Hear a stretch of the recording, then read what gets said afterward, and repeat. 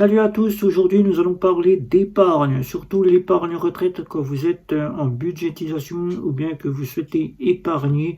Il ne faut pas oublier l'épargne retraite. C'est très important à notre époque, là où on ne sait pas où va aller la retraite, ce qu'on va toucher en retraite et jusqu'à quand nous allons travailler pour y toucher cette retraite. Il va falloir que nous pensions déjà à mettre de l'argent de côté pour nos vieux jours, comme on le dit. Mais aussi pour bien apprendre à épargner, je vais vous montrer comment bien épargner et mettre de l'argent de côté pour la retraite. C'est parti, on y va sur le PC. Tout de suite, c'est parti.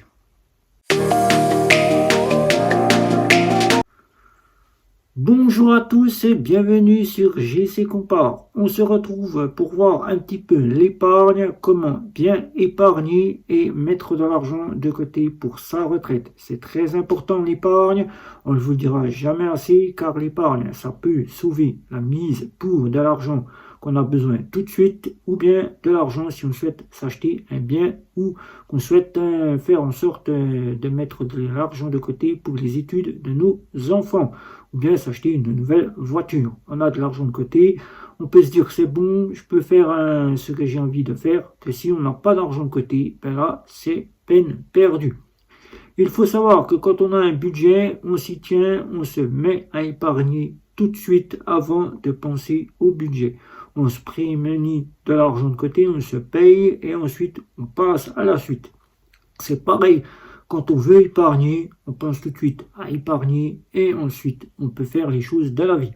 Mais là, on ne pense pas tout de suite à ces choses-là. On a une épargne car on nous dit qu'il faut épargner. On a un livret A, un livret DDLS et toute autre partie qui sont dans notre banque.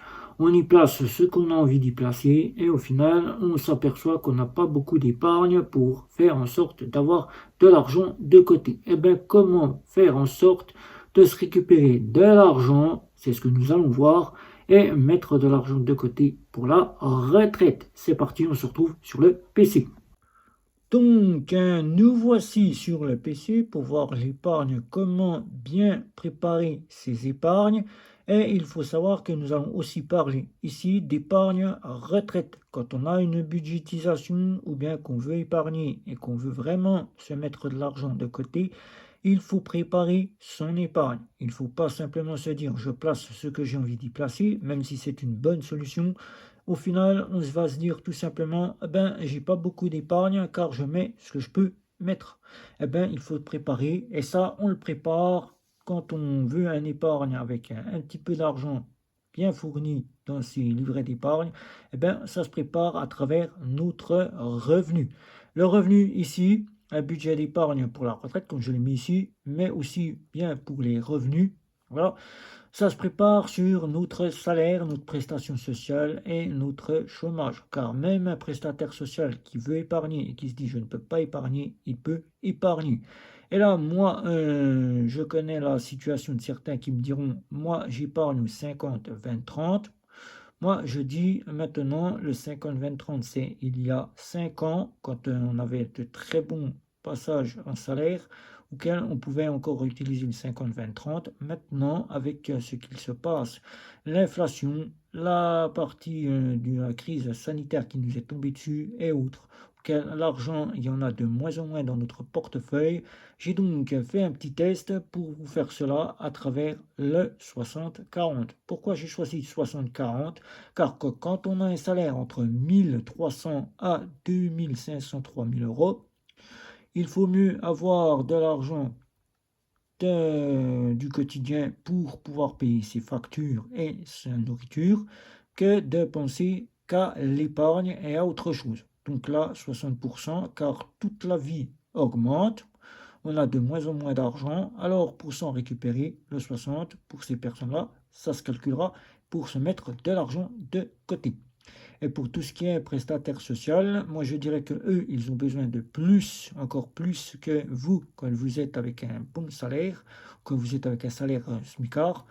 eux, ils n'ont pas l'argent, aussi bien les retraités n'ont pas 1000 euros sur leur revenu, ou bien ils ont à peine 1000 euros. Alors moi je dirais 80% pour ces personnes-là, 10-10 pour la retraite. Voilà. Alors comment ça se fonctionne? Ben, quand on a envie de se faire une bonne petite partie de l'épargne, ça se travaille, ça se fait sous forme d'un budget. Voilà, si on veut, on se fait un budget épargne retraite. Donc là, vous y voyez donc un petit camembert que j'ai fait pour vous présenter ça. Ça se fait. Alors, ça se calcule sur le 60-40, car moi je prends toujours le 60-40, c'est ce que je me suis fixé. Suivant les mois où je touche bien, ou 90-10 selon les mois où je touche peu. Voilà. Donc alors ce petit camembert, ça se fait en 1, 2, 3, 4, 5 parties. 5 parties, car il y aura la partie la plus importante, c'est le quotidien, où on a besoin de plus d'argent. Donc moi j'y mets les 60% ici. Vous y mettez les 50% si vous gagnez vachement bien. Si vous gagnez peu, vous mettez 80% pour les retraités, les smicards qui gagnent moins de 1000 euros. Je parle des smicards, je parle des gens qui gagnent moins de 1000 euros et des prestataires sociaux et des chômeurs. Voilà, les retraités, les gens qui gagnent moins de 1000 euros et tout ce qui est des retraités et des chômeurs et des prestataires sociaux. Donc vous y mettez 80%, car là, vous allez calculer sur ce que vous gagnez 80% pour que vous puissiez payer toutes vos factures, ou 60% pour que vous ayez assez pour le quotidien. Ensuite, ce qui viendra, les parties restantes, ça sera pour vos épargnes, et c'est là que les épargnes sont très importantes. Un épargne de précaution, un épargne long terme et un épargne de retraite. Vous allez me dire, pourquoi autant d'épargne? Ben, tout simplement, car souvent on est à demander de découvert aux banquiers.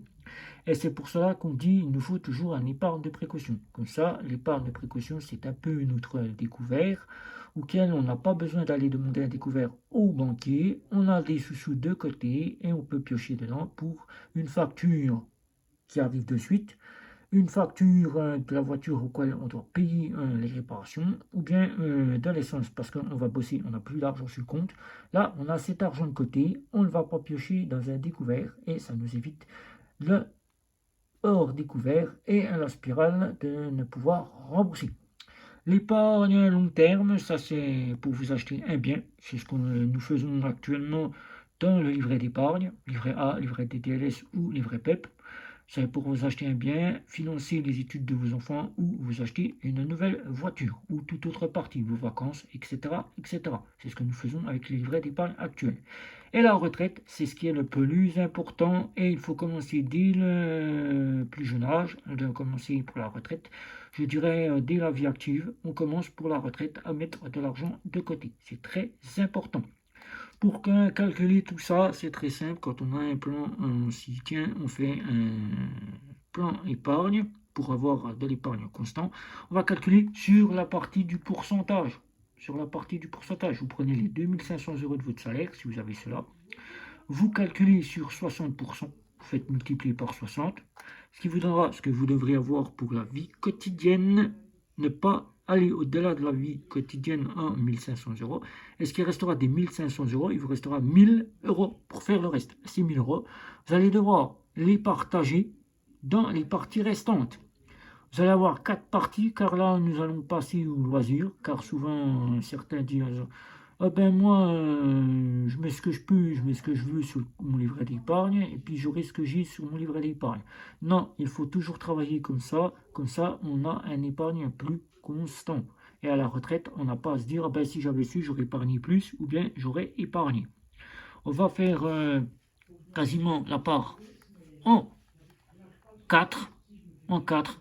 Et là, ce qui va se passer, vous allez mettre 10% pour les personnes qui ont un salaire de 2500. Ça sera les 40% divisé en 4. Voilà, 40% divisé en 4, ça fera 10% des 1000 euros qui vous restent.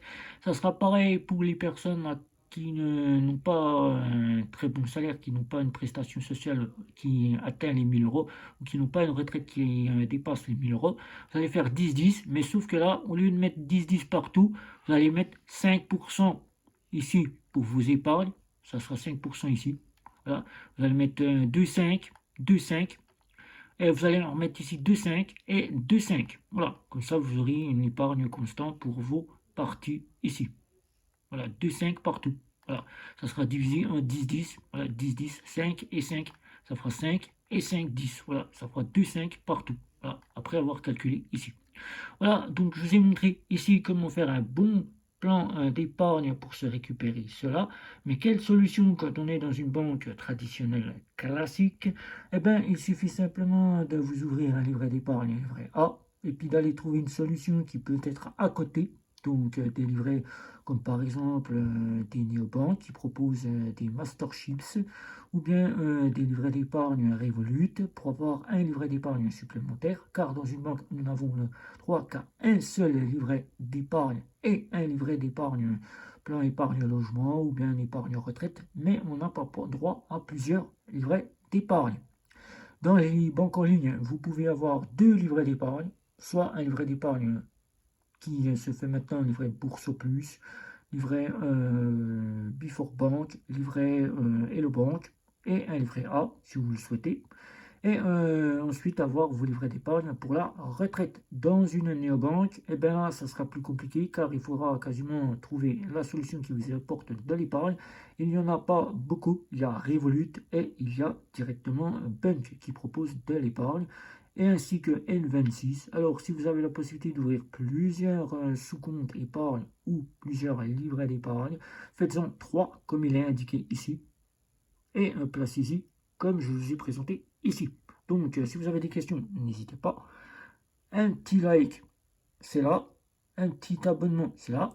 La petite cloche, c'est au-dessus pour être averti des prochaines vidéos. Et sur ce, ciao, ciao, ciao.